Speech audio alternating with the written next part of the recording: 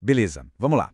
O que será que os próximos 5, talvez 10 anos reservam para a inteligência artificial? A ideia aqui é justamente essa. A gente vai tentar traçar um mapa do futuro da IA, começando pelo que é, bom, quase uma certeza, até chegar naquelas coisas que podem, de verdade, virar o nosso mundo de cabeça para baixo.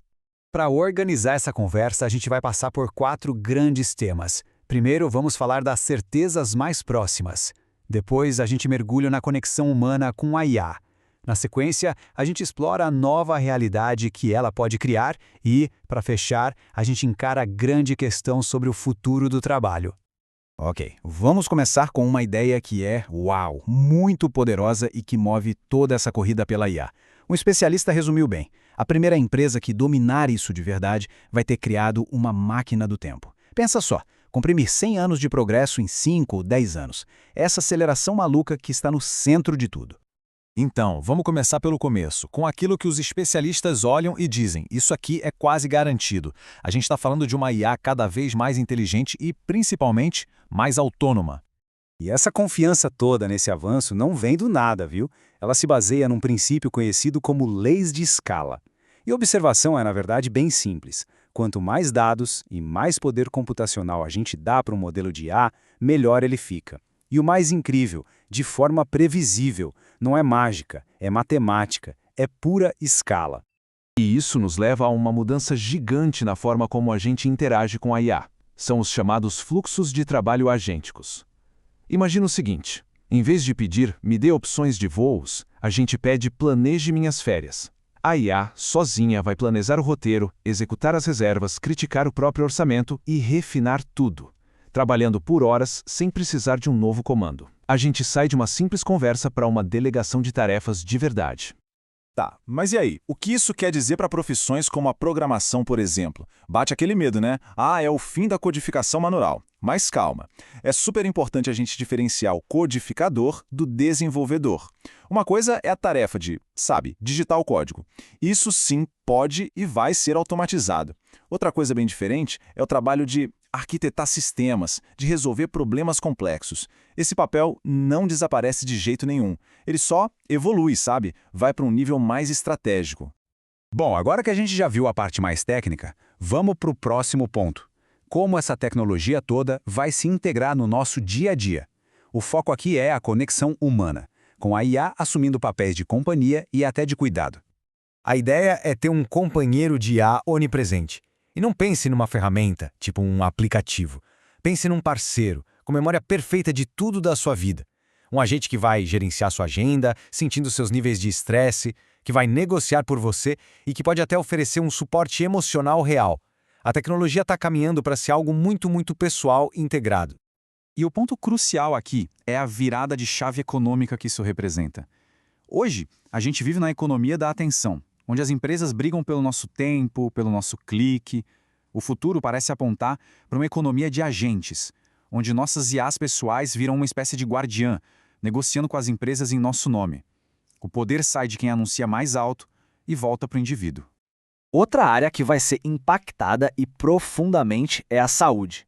A previsão é que a IA vai democratizar o acesso, levando diagnósticos de nível especialista para lugares remotos, tudo através de um smartphone. Imagina ela analisando sintomas, imagens, sinais vitais, oferecendo uma triagem que hoje só se encontra em hospitais de ponta. Mas tem um detalhe importante aqui, uma nuance. A IA pode sim revolucionar o diagnóstico, que é uma parte enorme do problema. Só que o acesso ao tratamento de fato, à infraestrutura física de saúde, isso continua sendo um desafio à parte. Ter o diagnóstico certo é um primeiro passo gigantesco, mas ainda não é a solução completa. Certo. Agora a gente começa a entrar num território um pouco mais especulativo, mas com um potencial de, remodelar completamente nosso mundo. A gente vai falar de criar novas realidades e até novos conhecimentos. O próximo grande salto tecnológico tem nome modelos de mundo. É bem diferente dos modelos atuais que só prevêem a próxima palavra numa frase. Esses novos sistemas constroem uma compreensão interna da realidade. Eles conseguem testar hipóteses, simular resultados, ou seja, eles começam a entender de verdade a relação de causa e efeito. E para ter uma ideia do que isso significa, um especialista usou uma comparação bem cinematográfica. Ele disse que essa é a tecnologia precursora da Matrix. É a capacidade de criar mundos virtuais imersivos e interativos, seja para entretenimento, para treinamento ou para simulações científicas, é algo gigantesco. E isso tudo nos leva para a próxima fronteira, a busca por percepções inéditas, por conhecimento novo. A IA vai deixar de só processar o que a gente já sabe para começar a gerar o próprio conhecimento. Ela vai poder, por exemplo, identificar lacunas na ciência, formular hipóteses originais e propor jeitos de testar essas hipóteses. Ela se torna uma parceira na descoberta científica. E claro, todas essas previsões, todas essas revoluções levam a gente para a grande questão social. Talvez a maior de todas, o que vai acontecer com o trabalho humano? Tem uma previsão bem ousada por aí que diz que a IA poderá, um dia, realizar 80% das tarefas em qualquer trabalho que tenha valor econômico. 80%.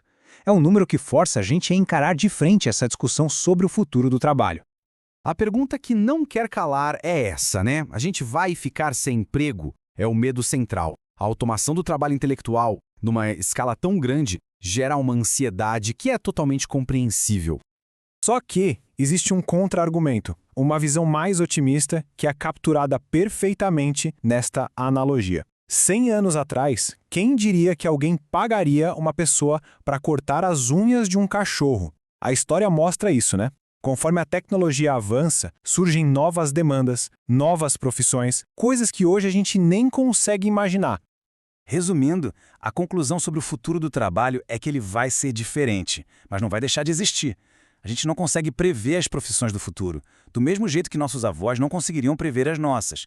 Isso porque os novos empregos nascem de novas demandas humanas. O verdadeiro desafio, o mais difícil, não é a falta de trabalho em si, mas sim como a gente vai navegar por esse período de transição que já está acontecendo.